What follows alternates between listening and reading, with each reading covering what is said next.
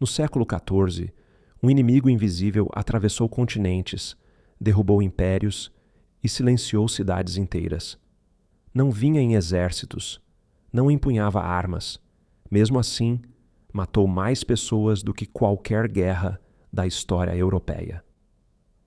Em poucos anos, quase metade da população da Europa desapareceu. Famílias inteiras foram apagadas, crenças ruíram, e o mundo nunca mais voltou a ser o mesmo. Este não é apenas um capítulo sombrio da história. É a história de como a civilização europeia esteve à beira do colapso total. Antes da peste, a Europa medieval vivia um delicado equilíbrio. As cidades cresciam rapidamente, cercadas por muralhas, com ruas estreitas e superlotadas. O esgoto corria a céu aberto.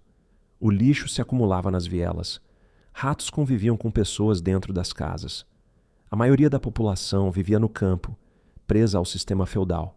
Trabalhavam a terra de senhores locais em troca de proteção e sobrevivência. A fome era comum, a higiene quase inexistente. A religião dominava todos os aspectos da vida. Doenças eram vistas como castigos divinos. Poucos compreendiam o funcionamento do corpo humano. A medicina era limitada, baseada em crenças, sangrias e orações. A Europa estava vulnerável e não sabia. A peste negra não nasceu na Europa. Ela surgiu nas profundezas da Ásia Central, provavelmente em regiões da atual China ou Mongólia. Pulgas infectadas viviam em ratos que viajavam junto com caravanas comerciais. As grandes rotas de comércio, que conectavam o Oriente ao Ocidente, tornaram-se o caminho perfeito para a doença. Navios mercantes cruzavam mares carregando especiarias, seda e morte. Sem saber, comerciantes transportavam o agente que mudaria com a história do continente europeu para sempre. Em 1347, navios atracaram nos portos do sul da Europa. A bordo, marinheiros doentes, alguns já mortos. Em poucos dias, as cidades começaram a adoecer.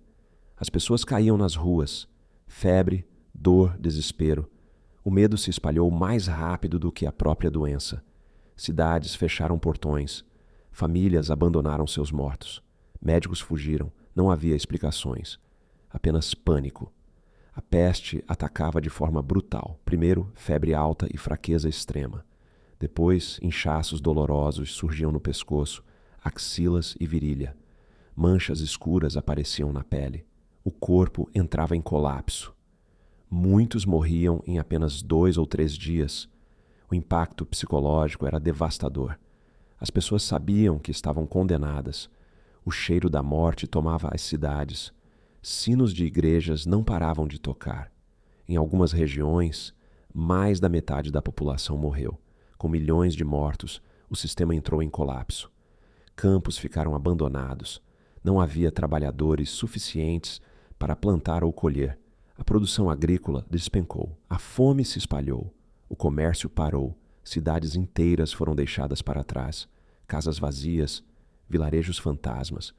A base econômica da Europa medieval desmoronava diante dos olhos de quem ainda sobrevivia. Sem respostas científicas, as pessoas buscaram culpados. Grupos religiosos conhecidos como flagelantes percorriam cidades, se autoflagelando em público, acreditando que a dor traria o perdão divino. Minorias foram acusadas de envenenar poços ou atrair a ira de Deus. Comunidades inteiras foram perseguidas, expulsas ou massacradas. A fé que antes oferecia conforto, agora alimentava o desespero e a violência. Com a escassez de trabalhadores, os sobreviventes passaram a exigir melhores condições. O sistema feudal começou a ruir. Senhores perderam poder. Camponeses ganharam voz.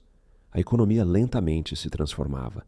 A autoridade da igreja também foi questionada. Orações não impediram a morte.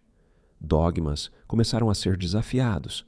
A peste abriu caminho para profundas transformações sociais e culturais que moldariam a Europa moderna.